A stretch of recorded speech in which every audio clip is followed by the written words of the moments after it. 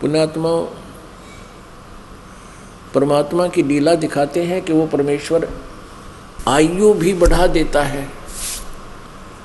ये देखिएगा ऋग्वेद मंडल नंबर 10, प्रकाशक सार्वदेशी कार्य प्रतिनिधि सभा, महर्षि दान भवन, रामलीला मैदान, नई दिल्ली से प्रकाशित है।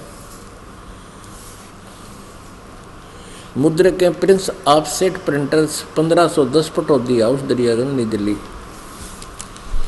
देखिएगा ऋग्वेद मंडल नंबर 10 सूक्त 161 161 और मंत्र नंबर 2। यदि रोगी नष्ट जीवन शक्ति वाला हो गया है, यदि अथवा सीमा से परे चला गया है, यदि मृत्यु के समीप पहुंच गया ही है, तो भी उस रोगी को मैं, इन्होंने यो डंगा डाल दिया, मैं वैद, क्योंकि ये नहीं मानते, क्योंकि इन्होंने भगवान को अपाइद सिद्ध कर रखा है दयानंद ने। और दयानंद की सोच के अनुसार इस अनुवादक ने यहाँ इसको ये वैद लिख दिया। ये कोई औषधियाँ की बुक थोड़ी है, ये कोई दवाइयाँ की किताब नहीं, ये तो परमात्मा की महिमा का गुणगान है। कष्टप्रद रोग के पंजे से छुड़वा लाता हूँ, 100 वर्षों की शरद ऋतुओं अर्थात 100 वर्ष तक जीने के लिए उसको बलयुक्त करता हूँ। और यहाँ ये भूल गया कहता है ऋग्वेद मंडल नंबर 9 सूक्त नंबर 80 का और मंत्र नंबर 2। हे परमात्मन, आप उपासकों की आयु के बढ़ाने वाले हैं। आड़ा भूल गया वो वैद लिखना, गलती लगेगी इस पर, अनुवादक वही है। अब देखना, अब और दिखाते हैं आपको, क्योंकि 2-3 अनुवादकों का हम देखेंगे तो हमारा यकीन होगा। क्योंकि इन जो आर्य समाज के जो प्रवर्तक महर्षि दयानंद थे, उनका सिद्धांत था कि परमात्मा कुछ नहीं कर सकता, वो अपाहिज है। क्या नहीं करता कि जैसे नरसी भक्त की, ये बाद में चैप्टर सुनाऊंगा, पहले ये प्रसंग बाद में सुनाऊंगा, पहले ये देखते हैं। ऋग्वेद भाषा भाष्यम, ये क्या लिखा है इसमें? ऋग्वेद का महर्षि दयानंद सरस्वती ने तो केवल 1 से लेकर ये 6 मंडल का अनुवाद किया है, और उसके बाद श्रीपाद दामोदर सातवलेकर ने मंडल 7 से 10 का किया है। ये कहाँ से छपा?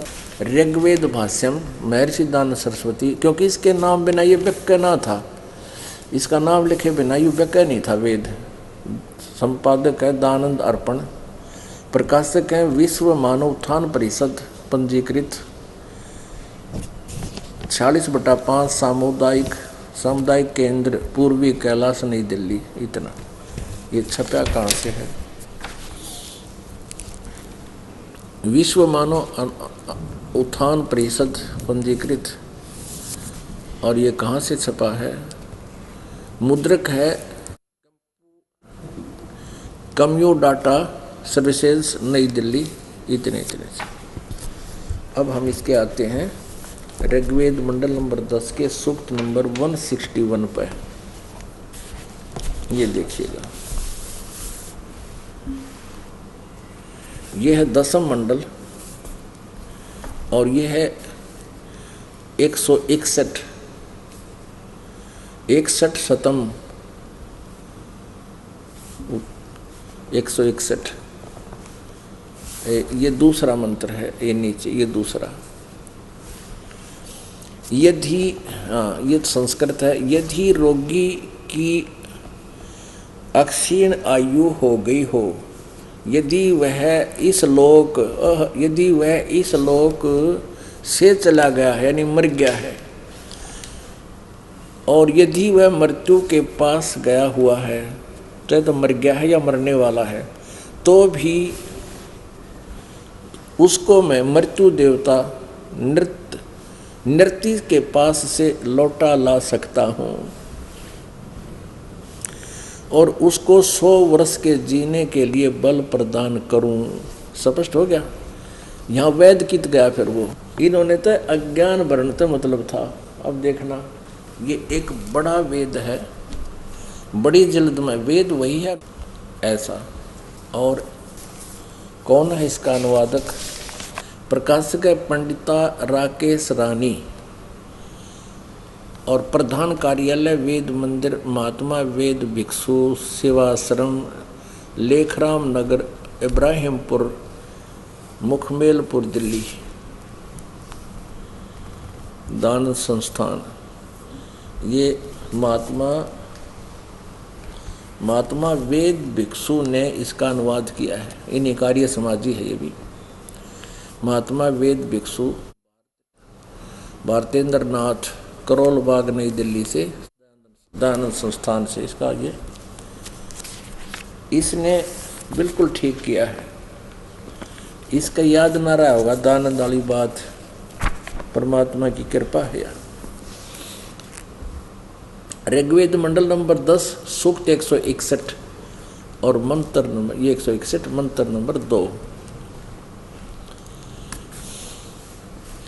यदि किसी रोगी की जीवन शक्ति समाप्त हो, यदि वह सीमा से भी परे हो गया है, इन्होंने कुछ थोड़ा बहुत उलझाने की चेष्टा की है, उससे बीच वाले ने स्पष्ट कर दिया, यदि वो मृत्यु उस परलोक चला गया हो, सीमा से पार परलोक चला गया है, यदि वह मृत्यु के सन्निकट या निकटि मरण वाला हो, चाहे मर कर दूसरे लोक में चला गया है, तो भी उसे मैं